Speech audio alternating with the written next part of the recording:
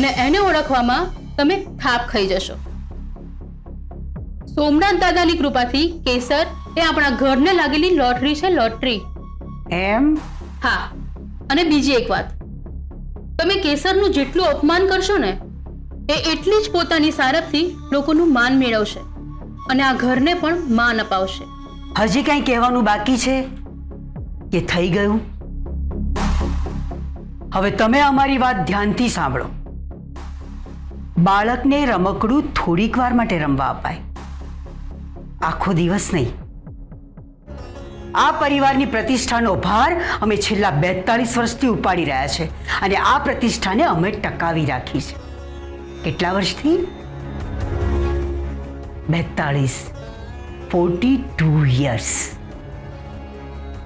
એટલે આજકાલની આવેલી છોકરી અમારી જગ્યા ના લઈ શકે. પેશન્સ. એટલે હું જે આ પાનાની ગેમ રમું છું ને એને પેશન્સની ગેમ કહેવાય છે. અચ્છા. અને મારામાં બહુ જ પેશન્સ છે. એ છોકરી ક્યારેય કોઈ માંગણી નથી કરતી. એ આવી છે ત્યારથી એડજસ્ટ થાય છે આપણા પરિવારને. એને આ ઘરના નીતિ નિયમો હજી ફાવ્યા નથી, પણ અથડાથી કૂટાથી આપણા ઘરમાં એ એડજસ્ટ થવાનો પ્રયત્ન કરી રહી છે. મોટી બેન, એક દિવસ એવો આવશે જ્યારે તમે ફરી એને આ જગ્યા પર બેસાડશો અને તમે જેને કહેશો કે કેસર આ તારી લાયકાત છે, અને એ દિવસની હું રાહ જોઈશ. ત્યાં સુધી પેશન્સ. સાચે જ?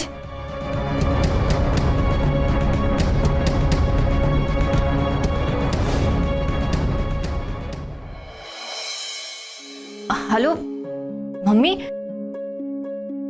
સર દીકરા શું થયું? તેમ અચાનક અડધી રાત્રે ફોન કર્યો? મમ્મી શું થયું છે? બધું ઠીક તો છે ને? ડેડીને કાંઈ થયું?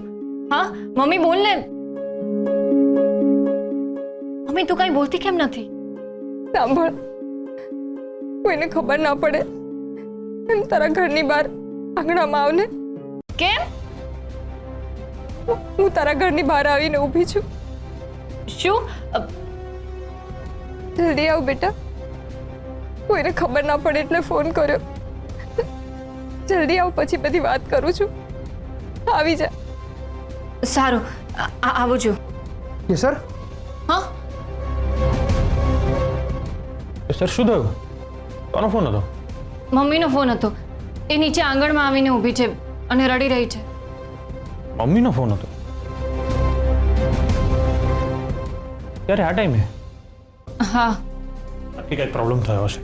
ચાલ.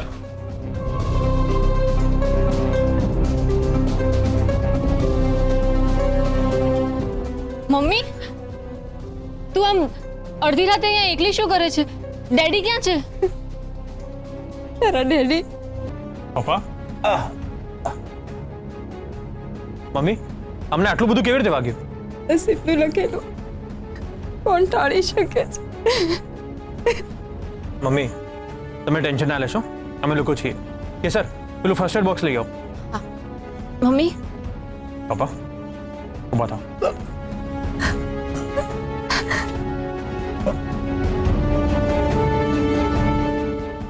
ખભે હાથ મૂકી.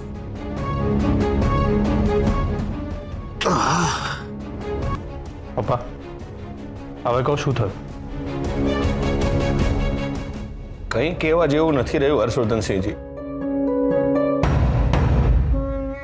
એક ખાનદાની માણસે અડધી રાત્રે દીકરીના ઘરે આવવું પડે એનાથી મોટું બીજું કયું પાપ હોઈ શકે? એ ભગવાન, ખરેખર તે ધર્મ સંકટમાં મૂકી દીધો છે મને. પપ્પા તમે તમારા જમાઈના ઘરે આવ્યા છો એટલે એવું સમજો કે દીકરાના ઘરે જ આવ્યા છો, કોઈ પારકાના ઘરે નહીં. આ તો જરા ઇમોશનમાં બોલાઈ ગયું.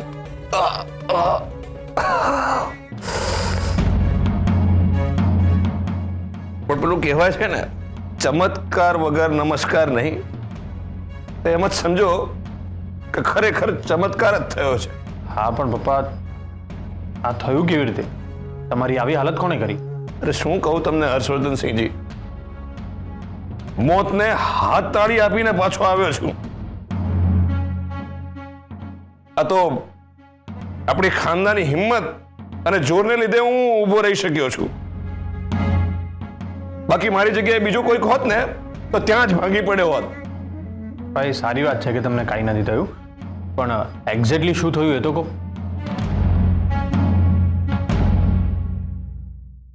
તમે બે જમ્યા. ખાનદાની માણસો જમ્યા પછી પચાવવા માટે વોક લે, એટલે ઘરના આંગણામાં હું ચાલવા નીકળ્યો. વોક લેતા લેતા મને કંઈક અવાજ સંભળાયો. ધ્યાન દઈને સાંભળ્યું, ઝાડ અને પાંદડાઓનો સરસર સરસર અવાજ આવતો. આપણા કાન એકદમ તેજ છે, એટલે જ્યાં અવાજ આવતો હતો એ તરફ હું ગયો અને પાંદડા હટાવીને મેં જોયું તો ત્યાં કોઈ નહોતું.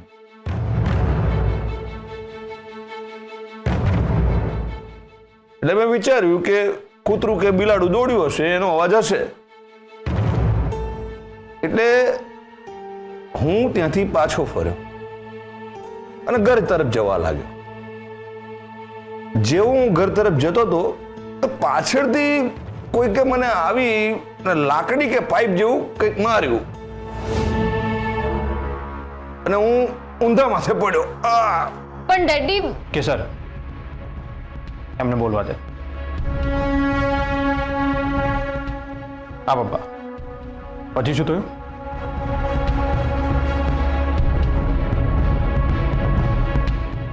હું શું કહેતો હતો? હા, યાદ આવ્યું. હું ઊંધે માથે પડ્યો એટલે પેલા ચોર લૂંટારાઓને એવું લાગ્યું કે વિક્રમસિંહને પાછળથી ઘા કર્યો છે, એટલે એમના રામ રમી ગયા છે. પણ એમને નહોતી ખબર કે આ વિક્રમસિંહ શિવગઢનો સિંહ છે, સિંહ. માથામાં આ વાગેલું હતું ને તેમ છતાં હું ઊભો થયો અને એમની સામે લડ્યો.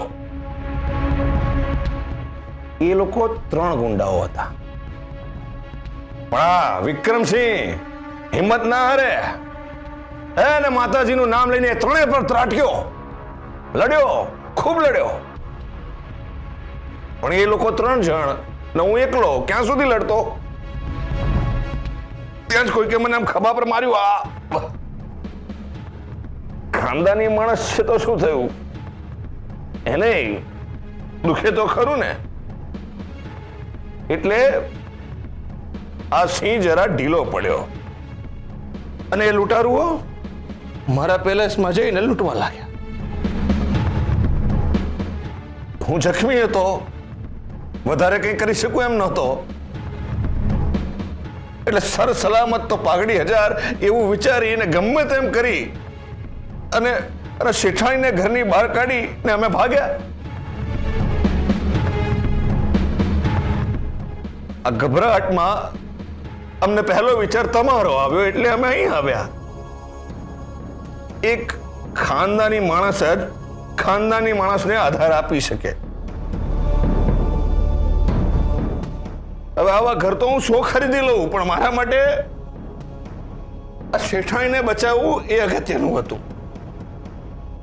મને આટલું બધું વાગ્યું, પણ શેઠાણીને એક ઘસર કોઈ નથી પડવા દીધો. પૂછો એમને.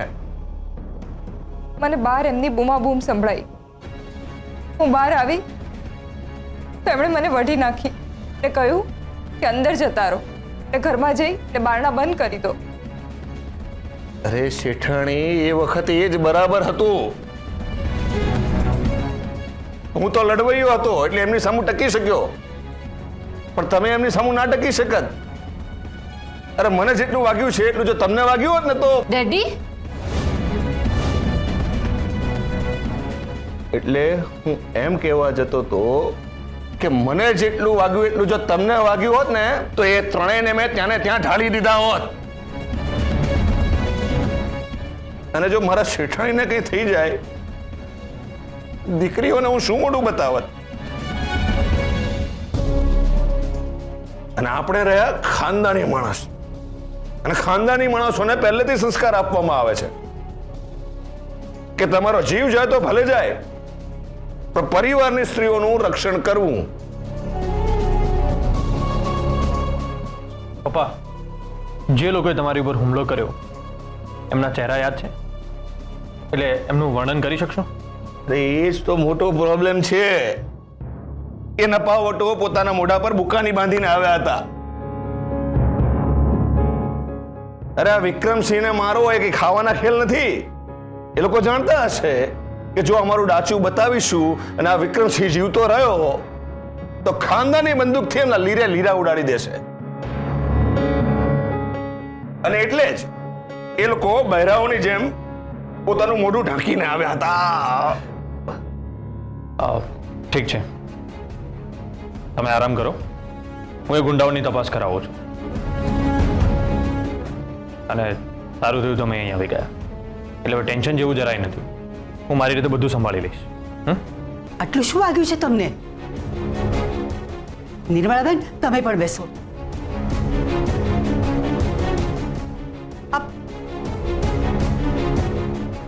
શું થયું અમને? ગુંડાઓએ હમણાં પર હુમલો કર્યો છે.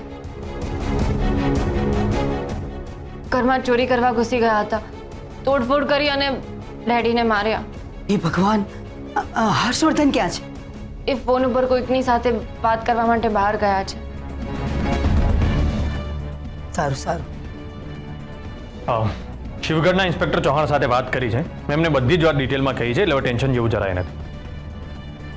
હર્ષવર્ધન, આમના કપડાની વ્યવસ્થા કરો. અને નિર્મળાબેન, વિક્રમસિંહજી, તમે આજની રાત અહીં જ રોકાઈ જાઓ. કાલ સવારે જોઈશું શું કરવું કે શું નહીં. અરે ના ના અમરબા, એને કઈ જરૂર નથી.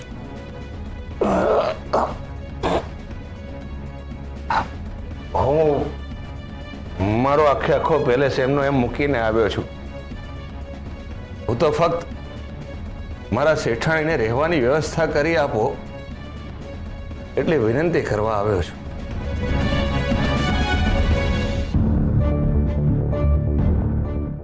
હું તો નક્કી કરીને જ આવ્યો છું કે એમને સલામત સ્થળે મૂકી ને હું તો પાછો ફરીશ. જ્યાં સુધી હું એ ગુંડાઓને શોધીને એમના હાડકા ના ભાંગી નાખું ને ત્યાં સુધી મને ચેન નહીં પડે. અરે એ લોકોએ આ ખાનદાની માણસની આબરૂના ધજાગરા ઉડાવ્યા છે. હવે જો હું ચૂપ બેસી રહીશ ને તો ગામમાં લોકો વાતો કરશે કે વિક્રમસિંહને તો કોઈ પણ આવીને ટપલી માને જઈ શકે છે, અને વિક્રમસિંહ બંગડીઓ પહેરી હોય એમ ચૂપ બેસી રહે છે. આ વિક્રમસિંહ કઈ મામૂલી માણસ નથી. અરે એ ત્રણેયને મારીને 750 એકરના ડુંગરની નીચે દાટી ના દઉં ને તો મારું નામ પણ વિક્રમસિંહ નહીં. ખાનદાની માણસે કાયદો હાથમાં ના લેવો જોઈએ. યસ, બાની વાત સાચી છે. દેશમાં કાયદો છે ને, કાયદાને કાયદાની રીતે કામ કરવા દો. હર્ષવર્ધનસિંહ છે ને તમારી સાથે, એ બધી તપાસ કરી લેશે. તમે બંને જણા આજની રાત અહીં રોકાઈ જાઓ. ના ના અમરબા, આ તો તમારી મોટાઈ છે. બાકી અમારા સંસ્કાર તો એમ કહે છે કે દીકરીના ઘરનું તો પાણી પણ ના પીવું જોઈએ. એ તમે હમણાં જ એક ગ્લાસ પી ગયા. વિક્રમસિંહજી, આ પહેલા પણ તમે દીકરીના ઘરની મહેમાન ગતિ માણી છે ને? હા, તમારી વાત સાચી છે, પણ એ વખતની વાત અલગ હતી અને આ વખતની વાત અલગ છે. મારી ફક્ત એક જ વિનંતી છે, તમારા શેઠાણીને અહીં રહેવા દો. એમ સમજો કે હું મારી અમાનતને અહીં મૂકીને જાઉં છું. ના, હું અહીં એકલી નહીં રહું. હું તમારી સાથે આવીશ. અરે નિર્મળા, તમે મારી એ વાત સમજો. જો તમે મારી સાથે આવશો ને તો મારા આ સિંહના હાથ બંધાઈ જશે અને એ લોકો સાથે હું બદલો નહીં લઈ શકું. એટલે તમે અહીં જ રહો અને જ્યાં સુધી હું એ લોકો સાથે બદલો નહીં લઉં ને ત્યાં સુધી હું તમને મારું મોઢું નહીં બતાવું. અને આ શિવગઢના સિંહનું વચન છે, વચન. પપ્પા ડેડી અમને અચાનક શું થઈ ગયું? બા લાગે છે બેભાન થઈ ગયા. ડૉક્ટરને ફોન કરો અને આમની રહેવાની વ્યવસ્થા કરો. જી બા. બેભાન થયેલા સિંહની કોઈ કિંમત નથી હોતી. એને તો નાનું બાળક આવીને પણ મારી જાય.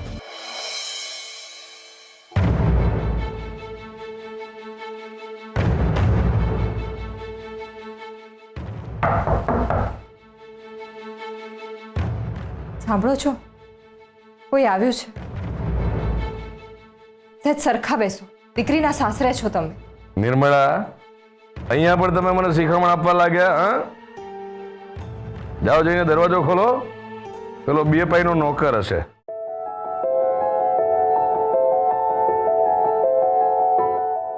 તમે આવો આવો. હર્ષવર્ધનસિંહજી આવ્યા છે. જય સોમનાથ પપ્પા. જય સોમનાથ. બેસો બેસો, વાંધો નહીં, આરામ કરો. હવે આરામ જ છે. મમ્મી તમે પણ બેસો. તમે બેસો. હું ઠીક છું. આવો. પપ્પા કેવું છે હવે? સારું છે, પણ હજી થોડો દુખાવો છે શરીરમાં. કાંઈ નહીં, હજી થોડાક દિવસ દુખશે પછી મટી જશે. રાત્રે ઊંઘ બરાબર આવી ને?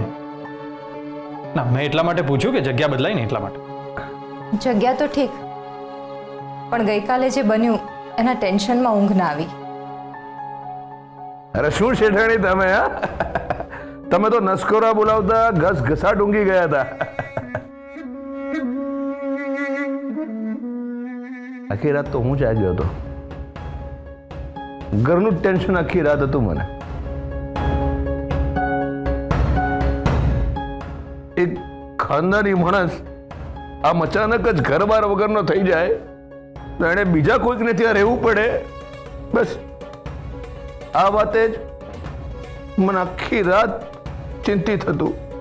પપ્પા એવું બધું વિચારવાની કાંઈ જરૂર નથી. તમે તમારી દીકરીના ઘરે આવ્યા છો, કોઈ પારકાના ઘરે નહીં. અને તમે તમારા ઘરનું ટેન્શન બિલકુલ ના લેશો. શિવગઢના ઇન્સ્પેક્ટર ચૌહાણ સાથે મારી વાત થઈ છે. હમણાં જઈને બધી તપાસ કરીને આવ્યા અને ત્યાં નવું તાળું પણ લગાવી લીધું છે. હમણાં બપોર સુધી મને ચાવી પણ મળી જશે. આ ઘર થોડુંક અસ્વ્યસ્ત થયું છે, બાકી બધું ઓકે છે. મમ્મી મને એમ કહો કે આ 10-15 દિવસમાં દર દાગીના કે કોઈ મોટી રકમ લાવ્યા છો? દાગીના કે રકમ? એટલા રૂપિયા હોવા તો જોઈએ ને.